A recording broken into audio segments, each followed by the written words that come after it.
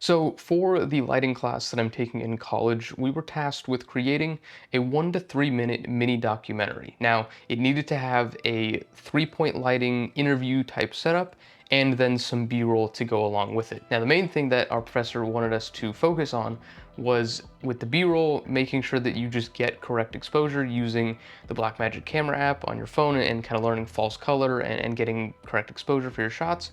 And then also with the 3-point lighting setup, obviously just set up a 3-point lighting setup and then demonstrate that you understand how to do that. For the rest of the class, they split into groups and did it in groups of about 5.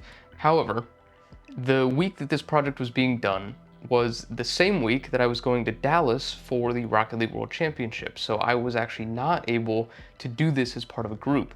Now, I probably could have talked to the professor and he probably could have just let me not do the assignment, but I was thinking about it and I felt like I could still get it done. So I came up with a plan. I was gonna film stuff at the Rocket League event, and that was gonna be kind of the B-roll. And then based on whatever happened, I would create sort of a story or kind of like a post, like I'm getting interviewed about my experience and how it felt at the event. And that was kind of the general idea that I went into to make this project. So the nice thing about this is that for this is like our first project in the class. So my professor just recommends that everyone use their phone to film the whole thing.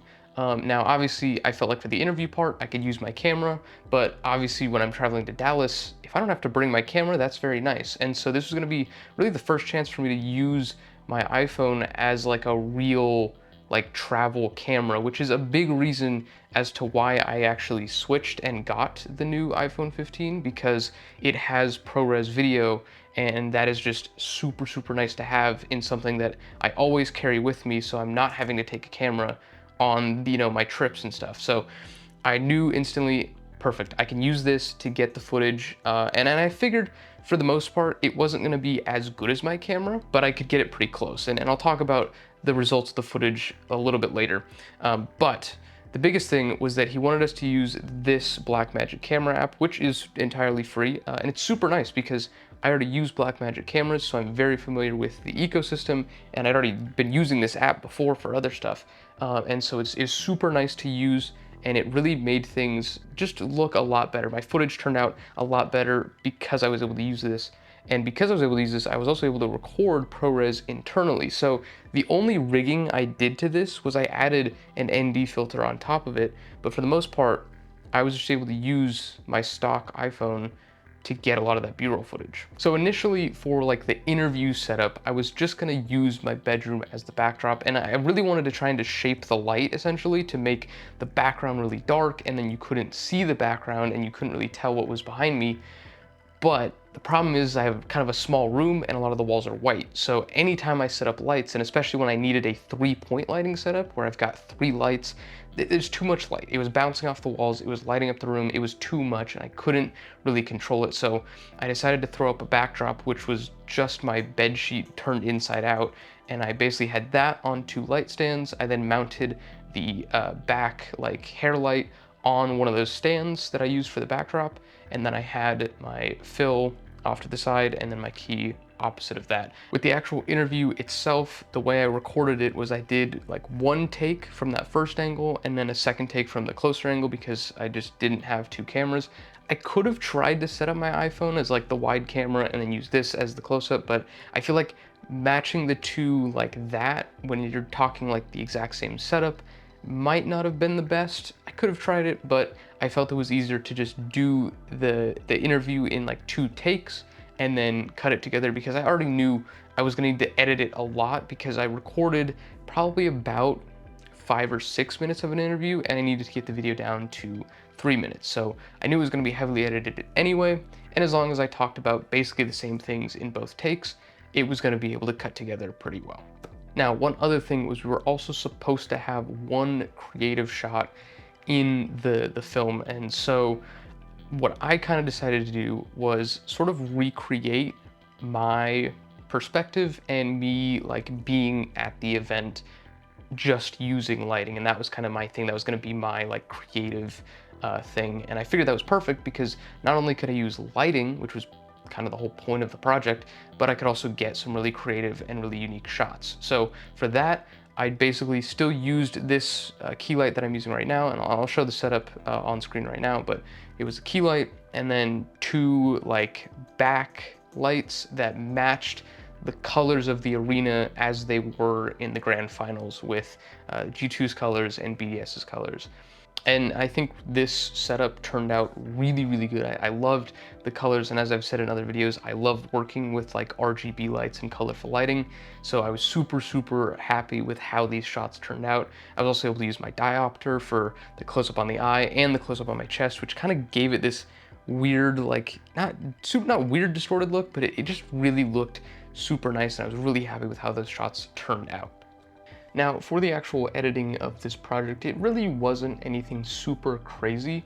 The only real, like, technically difficult shot was the opening shot with the reflection in my eyes. Now, the clip that I used was actually the clip from 2 years ago. I think it was the final goal that BDS scored in the grand finals, obviously fitting for what I was talking about at that moment.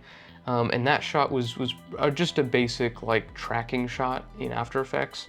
I basically took the clip of the goal and I tracked it to one eye, and then I tracked it to the other eye, and then as I'm falling back, I added a lens blur so it kind of blurs the technical, like if you were to look at it as like an actual reflection, it is not accurate at all, but for the sake of just having a creative shot, it worked. Now, the biggest thing I want to talk about with the editing was how good the iPhone footage ended up looking. Now, I was shooting in 4K ProRes 422, and I've shot in it before, but something about this time, it just looked really good. And it can be a lighting thing, it's an exposure thing.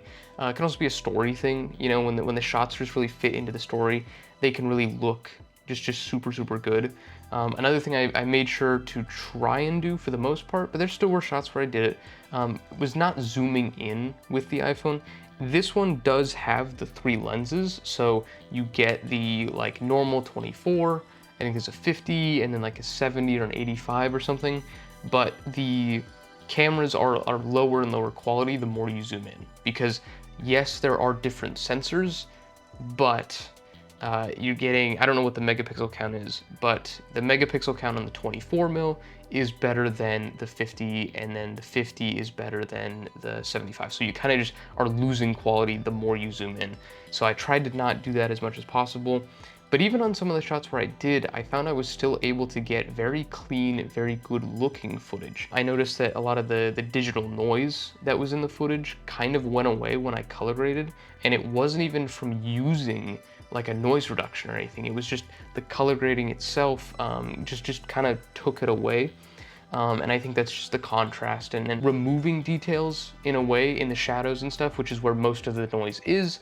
That really helped clean up the footage, but I didn't have to add any extra noise reduction or anything on top of the footage, which was super, super nice. And then the color of the footage was just super nice. Again, that just goes back to that ProRes log where you're just able to get this very flat, neutral looking footage that is very, very nice to edit. There's a lot of detail to work with. There's a lot of information to work with. And I found it just turned out super, super nice. And I was able to do a lot with the footage. Now, I had an Android for the longest time. I had gotten an iPhone as my first phone back in like 6th grade. And then after that, I had switched to Pixel for a while. Switched to Samsung for a while after that, and then after Samsung, when Apple announced on the iPhone 15 Pro that they were going to have ProRes log, I was like, oh, that's really enticing. And so I went ahead, I made the switch, and I am just absolutely loving it because it gives me the ability to have a high quality like travel camera that's just always on me, and I can get footage that I can easily edit alongside the footage from my camera. Now, this is not the same as that, that's obvious, but when I'm able to put it in the same video, when I'm able to put it in the same project as that camera, and it looks perfectly normal, I mean, that is huge. And I love being able to have that, and I love that I can just have all of that power in my pocket and have it anywhere. And the one thing I do wish I would have gotten is the storage upgrade, but even so, I have the literal base storage. I have like the minimal amount of storage on this phone. I was still able to shoot about 20 minutes of 4K ProRes footage at the event, and didn't run out of space, was able to get all the footage I needed. Now, granted, if I was filming a longer documentary that was like a 10 to 15 minute one, probably would have needed extra storage, but that is the one nice thing. You can plug in SSDs to this and record to that. It does add to it, which I think in some ways defeats the niceness of having a portable camera like this, when you can literally just have the phone by itself. I think that's when it's at its best. The only other thing I did add, like I said before, was an ND filter, and that just helped me keep my settings the same when shooting outdoors.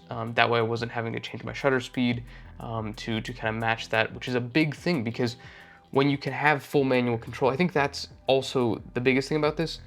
If you're just gonna use this with the stock camera, it's still gonna look like an iPhone. That's my biggest thing, is I don't want this to look like an iPhone. I don't want this to feel like an iPhone. I want it to look and feel like it's just footage from any other camera and that it blends in perfectly with the footage on my main camera. So being able to match the settings of this with that, it gets me closer. And so I think it's just really cool that we've gotten this far with phone camera technology to the point where we can match it and use it alongside our main cameras, and just have these cool portable just powerhouses. Realistically, I think that's the best way to put it, just these portable powerhouses. So with that being said, thank you so much for watching this video, and I will see you in the next one. Bye bye for now.